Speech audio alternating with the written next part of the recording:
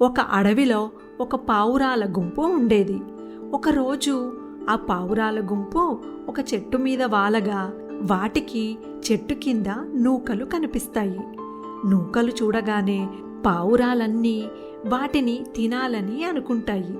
కానీ ఆ గుంపులో ఉన్న ఒక ముసలి పావురం మాత్రం అడవిలోకి నూకలు ఎలా వచ్చాయి? ఇందులో ఏదో తిరకాసు ఉంది. తొందరపడి మనం ఈ నూకలు తినకూడదు అని అంటుంది.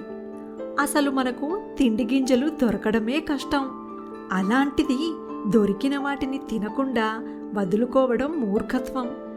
వయసు పైబడటం వల్ల నువ్వు అతిగా ఆలోచిస్తున్నావు. నీలా చాదస్తంతో దొరికిన ఆహారాన్ని మేము వదులుకోలేము అని అంటుంది ఒక పావురం. అన్ని పావురాలు అదే మాట అనేసరికి చేసేది లేక పావురాలన్నీ కలిసి నూకల మీద వాలతాయి. ముసలి పావురం ఊహించినట్టుగానే ఒక వేటగాడు నూకలు చల్లి వల పన్నుతాడు. నూకల మీద పావురాలు వాలగానే వలలో చిక్కుకుంటాయి. ముసలి పావురం చెప్పిన మాట విననందుకు పావురాలన్నీ చాలా బాధపడతాయి. అప్పుడు ముసలి పావురం, ఇప్పుడు బాధపడి లాభం లేదు. ఇప్పుడు ఈ ఆపద నుండి ఎలా బయటపడాలో ఆలోచించడం ముఖ్యం అని అంటుంది.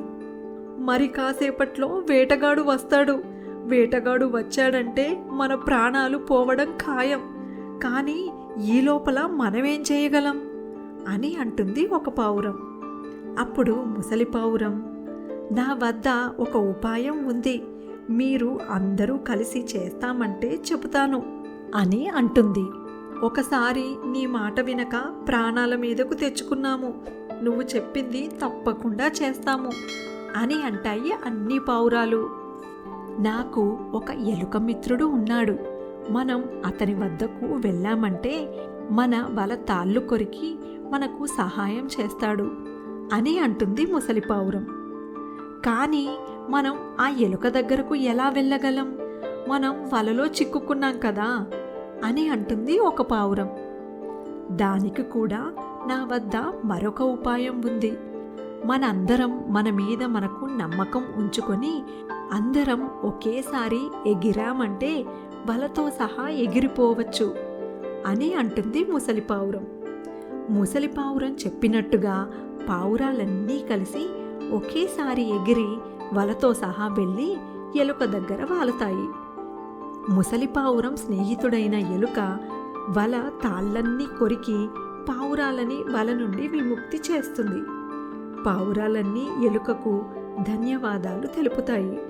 ఆ రోజు నుండి పావురాలు ఏ పని అనాలోచితంగా చేయకూడదని, కలిసికట్టుగా ఉంటే ఎంతటి ఆపద నుండైనా బయటపడవచ్చని తెలుసుకుంటాయి.